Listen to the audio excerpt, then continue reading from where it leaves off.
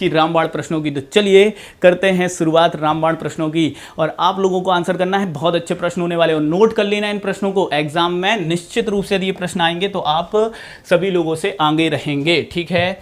चलिए देखते हैं क्या है ये प्रश्न। महेशमती के कलचुरी वंश, ध्यान रखना जब भी कलचुरी वंश की बात आती है, कलचुरी वंश की बात आती है तो कलचुरी वंश पढ़ते हुए हमें पता चलता है इसकी दो शाखाएं थी, ठीक है। कलचुरी वंश की दो शाखाएं थी, एक थी महिष्मती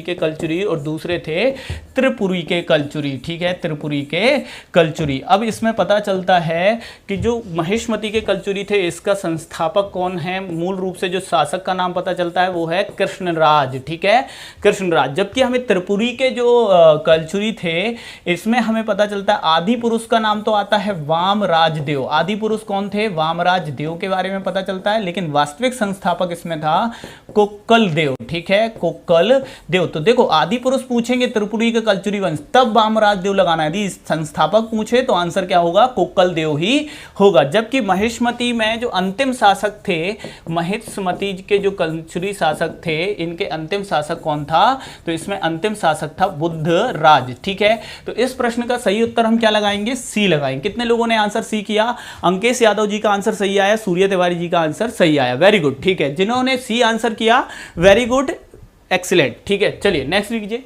त्रिपुरी के कलचुरी वंश का वास्तविक संस्थापक किसे माना जाता है, तो अभी तो मैंने बता दिया वास्तविक संस्थापक आएगा तो क्या बताना है, कोक्कल देव बताना है, ठीक है। जबकि पहला प्रतापी शासक पूछा जाए, पहला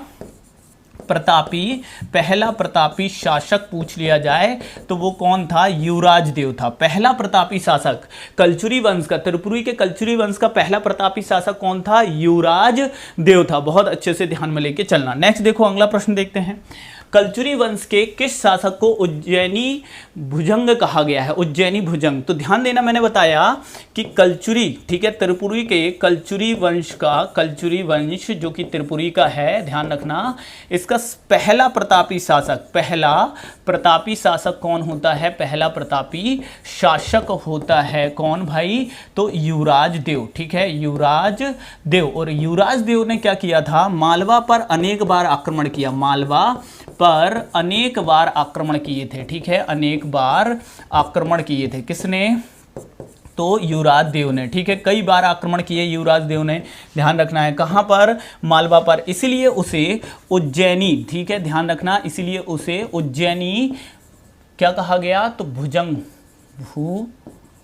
भुजंग कहा गया। तो उज्जैनी भुजंग किसे कहा गया, नोट कर लो, यहां पर युवराज देव को उज्जैनी भुजंग कहा गया है। किसे, युवराज देव को। बहुत अच्छे से क्या रखना, ध्यान में लेके चलना है, ठीक है। बार बार उज्जैन पर इसने क्या किए थे, आक्रमण किए थे। यदि हम कोक्कल की बात करें तो कोक्कल ने दो विवाह संबंध इसके बहुत फेमस हैं। एक चंदेल राजकुमारी से स्वयं विवाह किया था, चंदेल राजकुमारी से विवाह किया था किसने, तो कोक्कल देव ने। और इसने राष्ट्रकूट, ठीक है, राष्ट्रकूट शासक कृष्ण, ठीक है, राष्ट्रकूट शासक कृष्ण द्वितीय से अपनी पुत्री का विवाह किया था। राष्ट्रकूट शासक कृष्ण द्वितीय से, ठीक है, कृष्ण द्वितीय से अपनी पुत्री का विवाह किया था, ठीक है। तो ध्यान रखना किस कलचुरी वंश के शासक ने अपनी पुत्री का विवाह राष्ट्रकूट शासक कृष्ण द्वितीय से किया था, तो कोक्कल प्रथम ने किया था, ठीक है। खुद ने चंदेल राजकुमारी से विवाह और राष्ट्रकूट शासक कृष्णदेव द्वितीय से अपनी पुत्री का विवाह किया था, ठीक है। आगे बढ़ते हैं।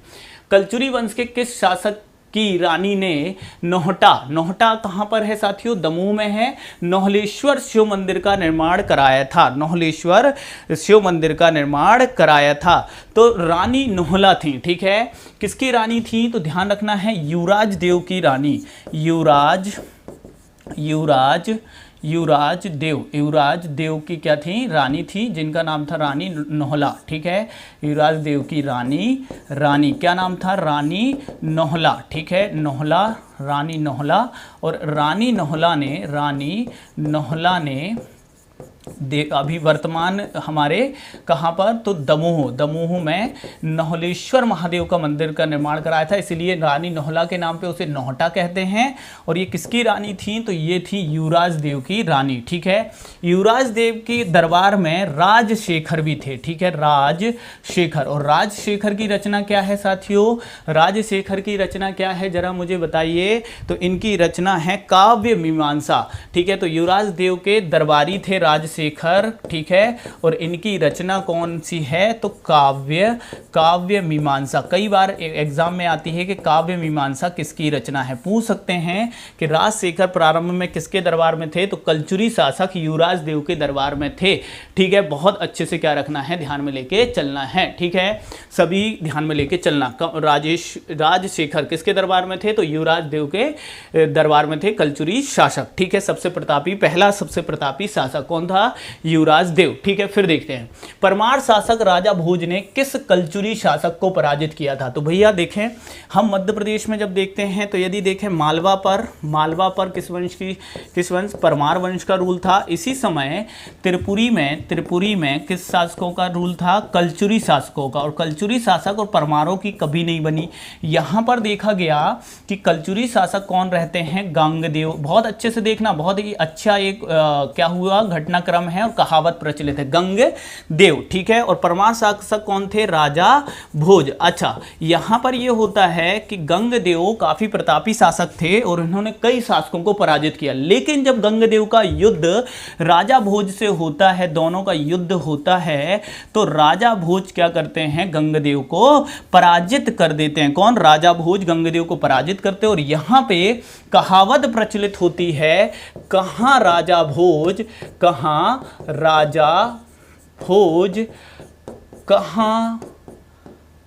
गंगदेव से बना था गंगू, ठीक है, गंगू मतलब गंगदेव। और तेली क्यों कहा गया, क्योंकि ये तैलप थे, ठीक है, तैलप। तो तैलप से क्या बन गया, तेली, ठीक है। कहाँ गंगू, तेली, ये कहावत प्रचलित हो गई थी इस विजय के बाद। कहाँ राजा भोज, कहाँ गंगू तेली, ठीक है। गंगू तेली से अर्थ था गंगदेव, और तैलप से तेली बना, ठीक है। कहाँ गंगू तेली। तो ये किसके समय किसे पराजित किया था, राजा गंगदेव को पराजित किया था। कलचुरी शासक गंगदेव को पराजित किया था किसने, परमार राजा ने। बहुत अच्छे से क्या रखना है, ध्यान में लेके चलना है इस बात को भी। गंगदेव ने लक्ष्मी प्रकार के सिक्के चलवाए थे, गंगदेव ने लक्ष्मी प्रकार के सिक्के चलवाए थे, जो कि त्रिपुरी से मिलते भी हैं। लक्ष्मी प्रकार के सिक्के किस कलचुरी शासक के, गंगदेव के, ठीक है। चलिए आगे बढ़ते हैं। कलचुरी वंश के किस शासक, बहुत अच्छा प्रश्न है, इसका आंसर आप लोग दोगे, मुझे पूरा विश्वास है। कलचुरी वंश के किस शासक को हिंदू नेपोलियन, देखो भारत का नेपोलियन किसे कहा जाता है, तो आप सबको मालूम है भारत का नेपोलियन, ठीक है। नेपोलियन किसे कहा जाता है, समुद्रगुप्त को कहा जाता है, समुद्रगुप्त, क्योंकि समुद्रगुप्त के विजय अभियानों की जानकारी आपको प्रयाग प्रशस्ति में मिलती है, प्रयाग प्रशस्ति में मिलती है, ठीक है। और इसके लेखक कौन थे, हरिसेन,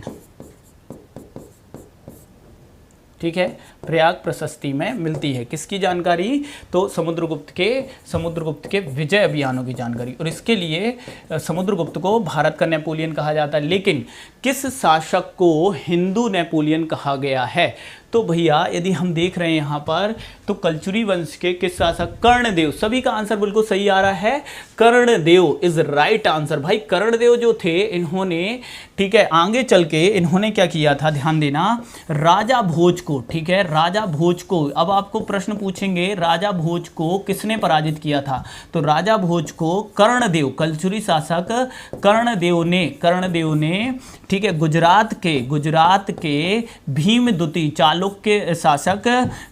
शासक भीम प्रथम, ठीक है, भीम प्रथम के साथ, ठीक है, भीम प्रथम के साथ मिलकर क्या किया था, पराजित किया था। किसने पराजित किया था, कर्णदेव ने, ठीक है। तो किस कलचुरी शासक ने राजा भोज को पराजित किया था और धार नगरी को एकदम लूटा था, काफी लूटपाट मचाई थी, कर्णदेव। इसीलिए कर्णदेव को हिंद का क्या कहा जाता है, या हिंदू नेपोलियन कहा जाता है, हिंदू नेपोलियन, ठीक है, ध्यान रखना, हिंदू नेपोलियन कलचुरी शासक कर्णदेव को कहा जाता है। ये युवराज पटेल नहीं होगा, युवराज देव होगा, ठीक है, पटेल नहीं होगा, ध्यान रखना। चलिए आगे बढ़ते हैं, आगे देखते हैं कलचुरी वंश के किस शासक ने त्रिकलिंगाधिपति, ठीक है, कलिंगाधिपति। तो ध्यान देना यहाँ पर जो लक्ष्मीकर्ण है, लक्ष्मीकर्ण को ही कर्णदेव, ठीक है, कर्णदेव यही है, ठीक है, लक्ष्मीकर्ण ही कर्णदेव है। अब लक्ष्मीकर्ण ने आपने देखा परमार शासक राजा भोज को भी पराजित किया था। तो लक्ष्मीकर्ण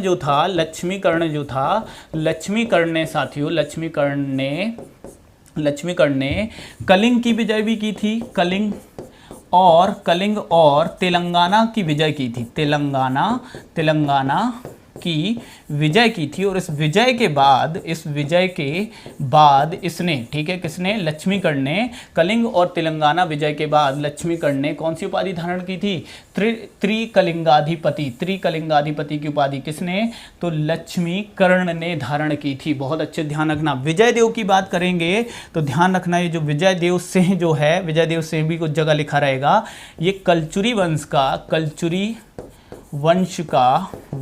का अंतिम स्वतंत्र शासक कौन था, तो ये था आपका विजय देव सिंह, ठीक है। तो विजय देव सिंह अंतिम क्या था साथियों, आपका स्वतंत्र शासक था, ठीक है। और कलचुरी वंश के किस शासक ने त्रिकलिंगाधिपति, ठीक है, त्रिकलिंगाधिपति की उपाधि धारण की थी, कर्णदेव। क्यों की थी, क्योंकि इसने कलिंग और तेलंगाना पर, और इसी ने राजा भोज को भी क्या किया था, पराजित किया था। अब देखो कलचुरी कालीन प्रशासन के संबंध में सत्य कथन का चयन कीजिए। तो कलचुरी कालीन जब प्रशासन देखते हैं हम, तो कलचुरी कालीन प्रशासन में हमें पता चलता है कि इसमें जो ये इनका प्रशासन था वो प्रजा हितकारी था, प्रजा हितकारी मतलब प्रजा के हित में सोचते थे राजा महाराजा, ठीक है, अपने ही बस में नहीं सोचते थे। लेकिन सर्वोच्च, सेना का सर्वोच्च कौन होता था, या प्रशासन का सर्वोच्च कौन होता था, तो सर्वोच्च होता था कौन, राजा ही सर्वोच्च होता था। और इन शासकों ने कलचुरी शासकों ने परम भट्टारिका, जैसे कि गुप्त वंश के शासकों ने उपाधि धारण की थी परम भट्टारिका, ठीक है, महापरमेश्वर, ऐसी उपाधियां धारण की थी कलचुरी शासकों ने। साथ ही साथ इसमें राजस्व विभाग का मुख्य अधिकारी क्या कहलाता था, महाप्रमात्र कहलाता था। और नगर का मुख्य अधिकारी पूर्व प्रधान कहलाता था, पूर्व प्रधान, ध्यान रखना। तो नगर का प्रमुख अधिकारी क्या कहला रहा है, पूर्व प्रधान कहला रहा है। तो ये सभी कथन क्या हैं, एकदम सत्य हैं भाई इसके संबंध में, ठीक है, ध्यान रखना। और ग्राम का प्रमुख अधिकारी ग्रामकूट या ग्रामकूट कहलाता था। कौन सा, ग्राम का अधिकारी क्या कहलाता था, ग्रामकूट कहलाता था। और शोलिक नोट कर लेना, शोलिक भी नोट कर लेना, शोलिक ये कलचुरी शासन में कर वसूलने वाला क्या कहलाता था, शोलिक कहलाता था। तो यहाँ पर ये डी आंसर सही है, क्योंकि सभी कथन एकदम सही हैं। फिर देखें, निम्नलिखित को सुमेलित करें। शासक दिए हुए हैं एक तरफ, दूसरी तरफ निर्माण कार्य। युवराज देव की बात करें तो इसने विराटेश्वर मंदिर, शिव भगवान को समर्पित विराटेश्वर मंदिर कहाँ बनवाया था, तो सुहागपुर।